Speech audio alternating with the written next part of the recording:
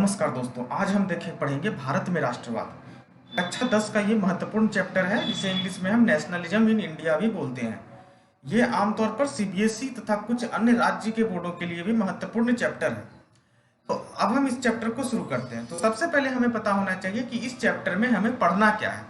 तो हम लोगों ने सीबीएसई के स्टूडेंट जो भी हैं या अन्य राज्य बोर्ड के भी स्टूडेंट जो हैं कक्षा 8 तक जो है भारत में राष्ट्रवाद के विषय में बहुत सारी जानकारियां अर्जित कर चुके हैं। राष्ट्रवाद क्या होता है तथा भारत में राष्ट्रवाद का किस तरह से उदय हुआ, ये सब विषय में हम लोग बहुत कुछ पढ़ चुके हैं। तो 1920 तक के राष्ट्रीय आंदोलन के विषय में भी बहुत सारी जानकारियां हमें मालूम है। ठीक है, तो हमने अब तक 1920 तक के इतिहास में क्या क्या पढ़ा है। तो हमने 1857 के जो क्रांति थी उस क्रांति के बारे में पढ़ा। भारत 1857 की महान क्रांति जो हुई थी हमने उसे पढ़ा था।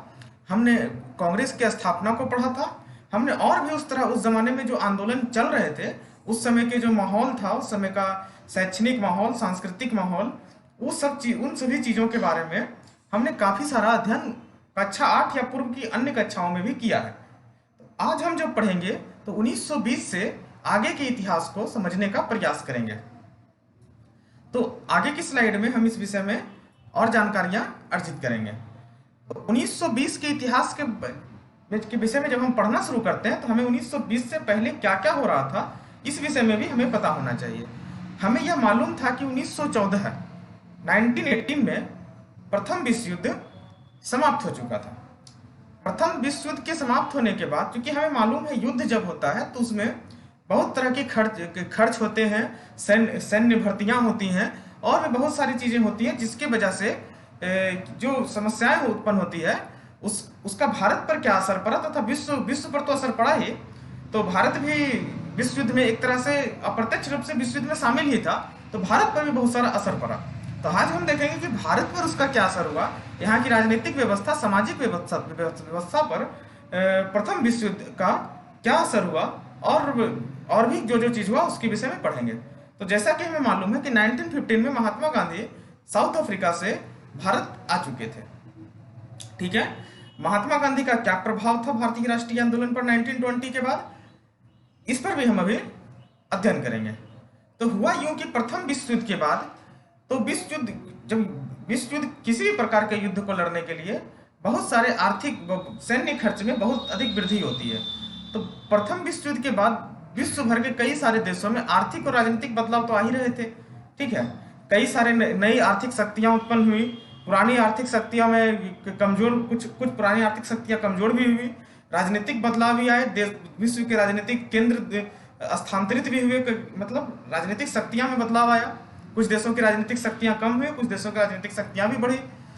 तो युद्ध तो जो देश जीतते हैं या हारते हैं, खर्च तो दोनों देश का होता है। ठीक है, सैन्य तथा रक्षा खर्च जो है ब्रिटेन का भी काफी ज्यादा हुआ है ना, ब्रिटेन का काफी ज्यादा रक्षा खर्च हुआ। तो अब उस खर्च को करने के लिए तो ब्रिटेन ने कर्ज लिया था। अब उस कर्ज की भरपाई करनी थी, जिनसे कर्ज लिया उस कर्ज की भरपाई करनी थी।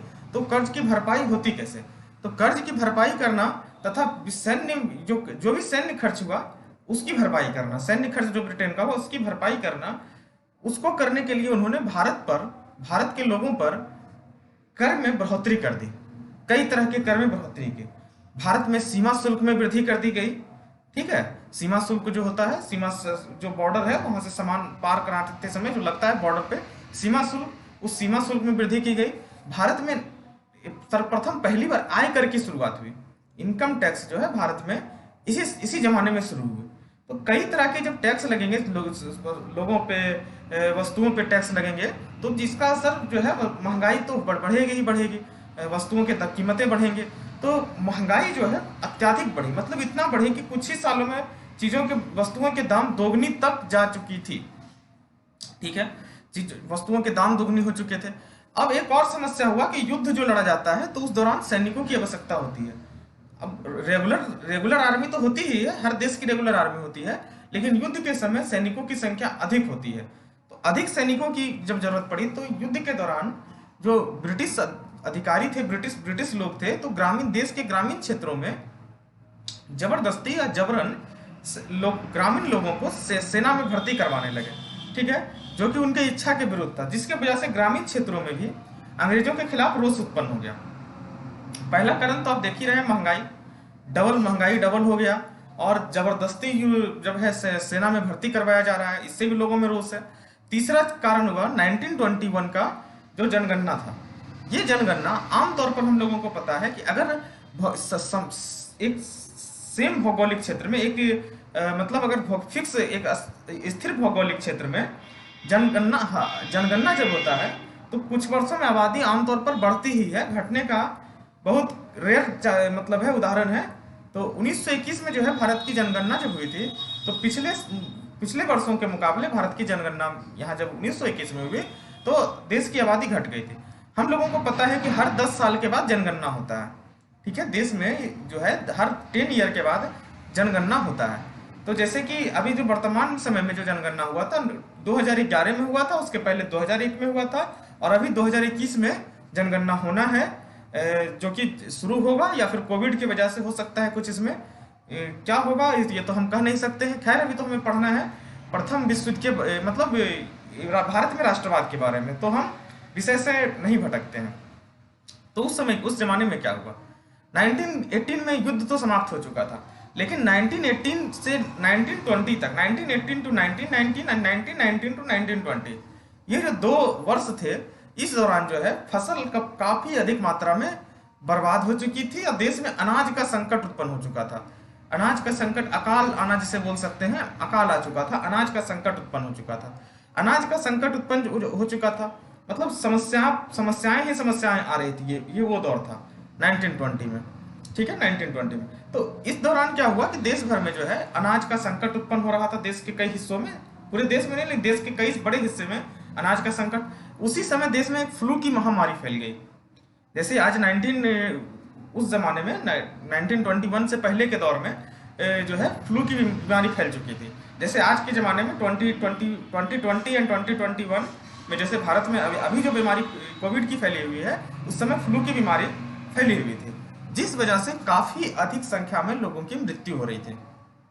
ठीक है, एक तो अकाल और उसके बाद महामारी, जिसके वजह से काफ़ी अधिक संख्या में लोगों की मृत्यु हुई।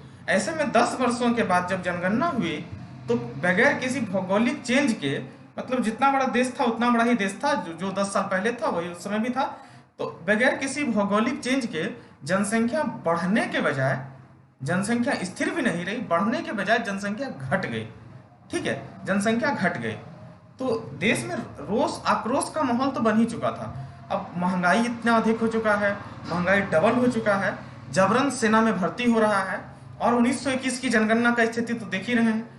तो इन सबों के वजह से देश भर में जो है अंग्रेजी शासन व्यवस्था के खिलाफ काफी आक्रोश पैदा हो गया। लोगों ने सोचा था कि युद्ध होता है तो आमतौर पर ये हर नागरिक को पता है कि जब युद्ध होता है तो उस दौरान जो है थोड़ी सी समस्याएं होती है, तो लोगों को लगा कि युद्ध समाप्त होगा तो स्थिति जो है फिर से पहले की जैसा सामान्य हो जाएगा। लेकिन युद्ध तो समाप्त 1918 में ही हो गया, यहाँ 1921 आ गया, तो स्थिति अब तक सामान्य नहीं हुई, टैक्स बढ़ते जा रहा है, महंगाई डबल हो गया है, देश में आक्रोश था। ठीक है, इसी जमाने में महात्मा गांधी जो है, भारत के राजनीतिक व्यवस्था में महात्मा गांधी का बहुत अच्छे तरीके से आगमन हुआ। महात्मा गांधी यहाँ के राजनीतिक व्यवस्था में महात्मा गांधी आ गए। महात्मा गांधी आए तो थे 1915 में ही, लेकिन राजनीतिक व्यवस्था में यहाँ की जो राजनीति थी, कांग्रेस पार्टी का जो आंदोलन था, उस आंदोलन को जो है नेतृत्व करने के लिए महात्मा गांधी का आगमन हो चुका था। महात्मा गांधी ने ऐसा पहले भी कर दिखाया था अपनी क्षमता से। चंपारण का सफल सत्याग्रह हुआ। ठीक है, तो हम आगे पढ़ेंगे कि महात्मा गांधी का आंदोलन का क्या मॉडल था, कैसे वो आंदोलन चलता था। ठीक है, तो इस विषय में हम अगले स्लाइड में हम देखते हैं। हुआ ये कि महात्मा गांधी जो है सत्याग्रह के विचार पे काम करते थे। ठीक है, महात्मा गांधी जो है 1915 में भारत आए थे। भारत आने से पहले महात्मा गांधी दक्षिण अफ्रीका में थे, और वहां की नस्ल भेदी सरकार, ठीक है, नस्ल भेद जो वहां चल रहा था काफी अधिक मात्रा में, उसके खिलाफ जन आंदोलन चला रहे थे। महात्मा गांधी जो थे अफ्रीका में वकालत कर रहे थे, ये आपको पता ही होगा, और वहां पर जो है नस्ल भेदी सरकार, नस्ल के आधार पर जो भेदभाव हो रहा था, नस्ल के आधार पर अफ्रीकन जो नस्ल के लोग थे या फिर जो यूरोपियन नस्ल के लोग थे, इस तरह का जो भेदभाव वहां चल रहा था, इसके खिलाफ महात्मा गांधी ने काफी लंबा संघर्ष, एशियन अफ्रीकन लोग जो थे और यूरोपियन लोग जो थे, इन लोगों के बीच जो संघर्ष था, इसको जन आंदोलन को सफलतापूर्वक आगे बढ़ाया। महात्मा गांधी 1915 में भारत भी आ गए। तो महात्मा गांधी का ये मानना था कि आप जो है किसी से संघर्ष करना है, कोई आंदोलन चलाना है, तो इसके लिए शारीरिक बल की आवश्यकता नहीं है। ठीक है, शारीरिक बल मतलब कि आपको हथियार उठा लेना, इस तरह की चीजों करने की कोई आवश्यकता नहीं है। आप अहिंसा की शक्ति से बड़े संघर्ष को जीत सकते हैं। अहिंसा की शक्ति आप समझ रहे होंगे, सत्य, जिसे कि महात्मा गांधी सत्याग्रह भी कहते थे। ठीक है, सत्य के साथ आग्रह, समझिए इसको, सत्याग्रह के द्वारा आंदोलन को चलाना। ठीक है, तो महात्मा गांधी का ऐसा कुछ विचार था। तो गांधी जी ने भारत में कई सारे सत्याग्रह आंदोलन चलाए, जिसमें 1917 में चंपारण सत्याग्रह काफी महत्वपूर्ण आंदोलन था। 1917 में चंपारण सत्याग्रह, बिहार का एक इलाका है चंपारण, जहाँ की नील की खेती होती थी, जो कि किसानों से जबरन करवाया जाता था, जिसके लिए महात्मा गांधी ने 1917 में आंदोलन किया था और ये आंदोलन सफल हो गया। जब ये आंदोलन सफल हो गया तब पूरे देश में महात्मा गांधी को जाना जाने लगा कि कोई एक जन नेता आया है जो कि आंदोलन का नेतृत्व कर सकता है। ठीक है, और भी बहुत सारा आंदोलन था, खेड़ा का आंदोलन, जो भी आंदोलन हुआ, बहुत सारे आंदोलन है। 1920 से पहले हुआ था ये सब। 1920 से पहले जो भी आंदोलन हुआ था, महात्मा गांधी ने सफलतापूर्वक उसको लीड किया। ठीक है, तो इससे जो है महात्मा गांधी के प्रति देश में लोगों का विश्वास, सत्याग्रह के प्रति विश्वास मजबूत हो रहा था। अगले स्लाइड में देखते हैं आगे फिर क्या हुआ। तो आप यहाँ देखते हैं रॉलेट एक्ट। ठीक है, अब चूंकि महात्मा गांधी जो है आंदोलन को, चूंकि देश में तो आक्रोश हो ही गया था, काले कानून के क्या मतलब, ये जो रॉलेट एक्ट जो था एक काला कानून था। इस रॉलेट एक्ट को क्यों लाया गया, इस पर भी हम अभी बात करते हैं। तो रॉलेट एक्ट के आने से पहले क्या हुआ था, तो रॉलेट एक्ट के आने से पहले तीन जो समस्याएं थी, जो बहुत महत्वपूर्ण समस्याएं थी, जो कि हमने अभी बात किया, प्रथम विश्व युद्ध के समाप्त होने के बाद हुई थी। अत्याधिक महंगाई हो चुकी थी, महंगाई के बाद क्या, जबरन सेना में भर्ती जो हुआ था उसका गुस्सा, अत्याधिक महंगाई का गुस्सा, और जो था हमारा तीसरा क्या था, जो यहाँ पर आप लोग देख चुके हैं पिछले स्लाइड में, 1921 की जनगणना। चूंकि अकाल आ चुका था, महामारी फैल चुकी थी, और इसकी वजह से जनता का काफी आक्रोश था अंग्रेजी शासन व्यवस्था के प्रति। और इस आक्रोश को महात्मा गांधी जो है अपने अहिंसक तरीके से लीड कर रहे थे। ठीक है, अहिंसक आंदोलन को दमन करना उतना आसान भी नहीं होता है ना। तो महात्मा गांधी ने जो है भारत में राजनीतिक गतिविधि जो है काफी बढ़ चुका था। कई संगठन थे, कांग्रेस पार्टी तो लीड कर ही रही थी। ठीक है, तो अंग्रेजों को लगा कि अब इस राजनीतिक गतिविधि को कमजोर करना पड़ेगा। इसके लिए अंग्रेजों ने क्या किया, एक रॉलेट एक्ट कानून लाया 1919 में। ठीक है, इस कानून के अंतर्गत अंग्रेजों को यह शक्ति प्राप्त हो चुकी थी कि वो 2 वर्ष तक किसी भी व्यक्ति को वो बगैर मुकदमा चलाए जेलों में बंद करके रख सकती है। ठीक है, अब हुआ ये कि जो भारतीय सदस्य थे इंपीरियल लेजिस्लेटिव काउंसिल के जो भारतीय सदस्य थे, वो इस कानून का समर्थन क्यों करेंगे। भारतीय लोगों को, भारतीय कैदियों को, जब राजनीतिक कैदियों को जेल में बंद करने का, जो कि राजनीतिक अपराध के लिए 2-2 साल तक बगैर किसी मुकदमा के जेल में बंद करने का, इस तरह के बेकार और काले कानून का समर्थन कोई भारतीय सदस्य कैसे कर सकता है, नहीं करेंगे। तो भारतीय सदस्य के विरोध के बाद भी इस कानून को जबरन अंग्रेजों के द्वारा पारित करवाया गया। ठीक है, तो महात्मा गांधी जो थे इस अन्यायपूर्ण कानून के खिलाफ भी अहिंसक तरीके से नागरिक अवज्ञा के माध्यम से आंदोलन को चलाना चाहते थे। अब कैसे चलाया इस विषय पर भी आगे बात करेंगे। ठीक है, तो रॉलेट एक्ट के विरोध में ये जो कानून आए थे कि जब जबरन राजनीतिक लोगों को 2 साल तक बगैर किसी मतलब का बंद कर दो, ना वो कोर्ट में केस मुकदमा होगा ही नहीं, तो आप तो वकील ना दलील। ठीक है, तो ऐसा कुछ कानून बन चुका था। तो देश भर में इस कानून का काफी विरोध हुआ, देश के हर हिस्से में विरोध हो रहा था। तो बहुत जगह पर कर्मचारी लोग जो थे, सरकारी कर्मचारी लोग जो थे या निजी भी होंगे, तो वो लोग हड़ताल पर चले गए, जिससे अंग्रेजों को रेलवे तथा टेलीग्राम सेवाओं के ठप पड़ने का डर था। अब टेलीग्राम सेवा और रेलवे सेवा, जो कि उस समय की कम्युनिकेशन का, संचार का सबसे महत्वपूर्ण साधन था, एक जगह से चीजों को दूसरी जगह पहुंचाना, इसके लिए जो है अंग्रेज को डर लगने लगा कि अगर ये चीजें ठप हो जाएगी तो फिर काफी परेशानी हो जाएगा। तो इसलिए अंग्रेजों ने इस आंदोलन को कुचलने का प्रयास किया। अमृतसर पंजाब का शहर है, ठीक है, अमृतसर, वहां से कई सारे नेताओं को गिरफ्तार किया गया। महात्मा गांधी को दिल्ली के प्रवेश पर ही रोक लगा दी गई थी। ये सब चल रहा था। 10 अप्रैल के दिन जो है, चूंकि ये सब करने से आंदोलन जो है थम नहीं रहा था, आंदोलन शांतिपूर्ण तरीके से, महात्मा गांधी के सत्याग्रह पर शांतिपूर्ण तरीके से सभी जगह चल रहा था। शांतिपूर्ण आंदोलन का हमने पहले ही बताया कि शांतिपूर्ण आंदोलन को दमन करना काफी मुश्किल होता है। तो 10 अप्रैल उसी वर्ष 1919 में 10 अप्रैल के दिन पुलिस ने अमृतसर में एक शांतिपूर्ण जुलूस निकल रहा था जिस पर गोली चलवा दी, जिससे कि लोगों में और ज्यादा आक्रोश बढ़ गया। अब लोगों में आक्रोश बढ़ गया और उसके बाद क्या होगा, पूरे शहर में मार्शल लॉ को लागू कर दिया गया। और मार्शल लॉ को लागू करके शहर का जो कमान है, वहाँ के जो पुलिस कैप्टन होंगे उस जमाने के शायद, तो जनरल डायर थे। जनरल डायर को उस जमाने में अमृतसर शहर की कमान सौंप दी गई। ठीक है, देश में मार्शल लॉ लागू हो गया। तो आज के जो वीडियो था, इस वीडियो को हम यहीं पर समाप्त करेंगे। वीडियो को ज़्यादा लंबा नहीं करेंगे, नहीं तो ये चैप्टर आप लोगों को बोरिंग लगने लगेगा। यहाँ तक जो हमने पढ़ा, अगर समझ में आप लोगों को आया है तो निश्चित तौर पर आप कमेंट बॉक्स में समझ में आया है तो बताएं कि समझ में आ रहा है। वीडियो अच्छा लगे तो लाइक भी करें।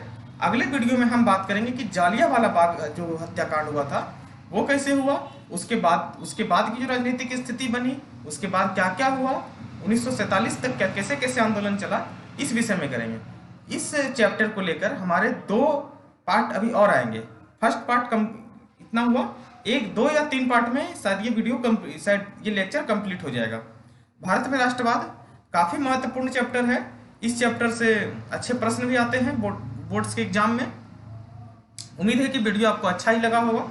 तो वीडियो जब अगर अच्छा लगा होगा तो लाइक कर देंगे, और अगर खराब लगा होगा, वीडियो पसंद नहीं आया होगा तो डिसलाइक भी कर सकते हैं। और इस तरह के वीडियो अगर आप हमारे चैनल पर रेगुलर चाहते हैं तो चैनल को जरूर से जरूर सब्सक्राइब करें। मिलते हैं फिर अगले वीडियो में, तब तक के लिए धन्यवाद।